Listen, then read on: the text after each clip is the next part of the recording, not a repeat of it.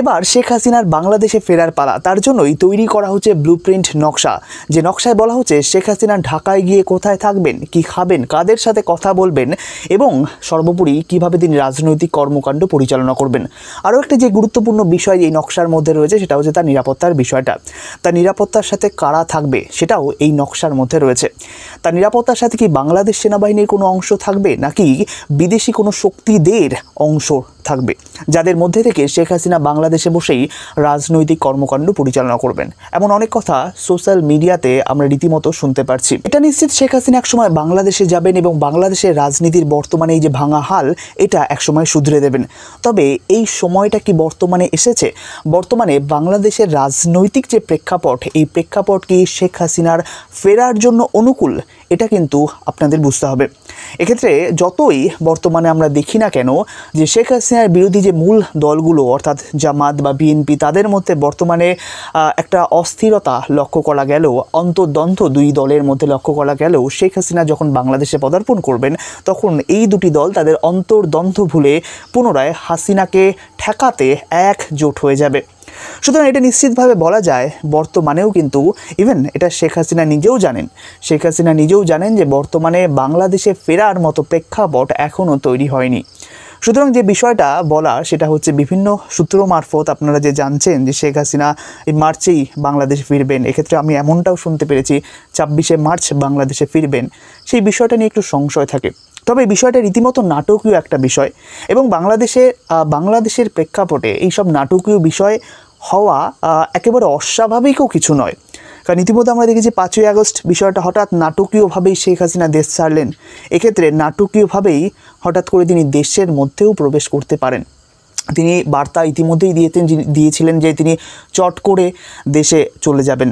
এক্ষেত্রে নিশ্চিতভাবে কিছু বিষয় আছে, কিছু ক্ষমতা তার আছে, যে ক্ষমতার জেরে তিনি এই ধরনের বার্তা দিতে পেরেছেন। ইতিমধ্যে আবার এমন খবরও শোনা যাচ্ছিল ভারতের national security advisor Ajit Doval যখন কলকাতায় সফর করছেন ঠিক ওই মুহূর্তেই কোনো এক সময় তিনি শেখ হাসিনার সাথেও কথা বলেছেন।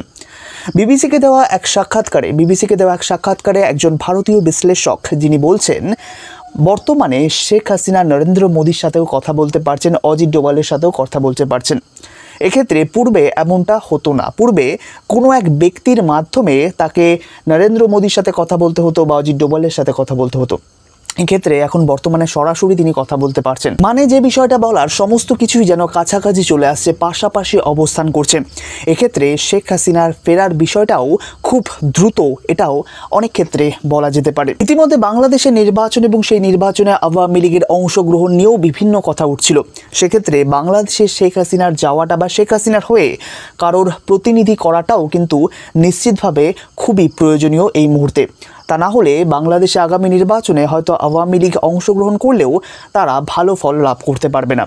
এর জন্য হয়তো শেখ হাসিনা আরও সক্রিয় হয়ে উঠেছেন তার দল বলেন নেতা নেত্রীদের নিয়ে। এরই সাথে শোনা যাচ্ছে শেখ হাসিনা বর্তমানে বিভিন্ন সময়ে প্রায় প্রতিদিনই তার নেতা নেত্রীদের সাথে কথা বলছেন, বিভিন্ন ইস্যুতে কথা বলছেন এবং এটা সম্ভবত বলাই যেতে পারে বর্তমানে বাংলাদেশে আগামী নির্বাচনে কি পরিকল্পনা হতে পারে আওয়ামী লীগের সেটাও তিনি প্ল্যান করছেন তার নেতা নেত্রীদের সাথে। সুতরাং যে বিষয়টা বলা হচ্ছে শেখ হাসিনা দ্রুতই বাংলাদেশে আসবেন, এই মাসেই তিনি বাংলাদেশে পদার্পণ করবেন, এই বিষয়টা সম্ভব না হলেও বর্তমানে রাজনৈতিক প্রেক্ষাপটের দিকে নজর রেখেই আমরা বিষয়টা বলছি যে এই বিষয়টা সম্ভব না হলেও এইভাবে যে নেতা নেত্রীদের সাথে বর্তমানে যে আলোচনা, হঠাৎ করেই এই যে আলাপ আলোচনা চালু হয়েছে, এটা নিশ্চিতভাবে কিছু একটা ইঙ্গিত করে হয় তিনি আসার পরিকল্পনা করছেন, না হলে বাংলাদেশে আগামী নির্বাচনে আওয়ামী লীগের পরিকল্পনা নেতা নেত্রীদের সাথে আলোচনা করছেন।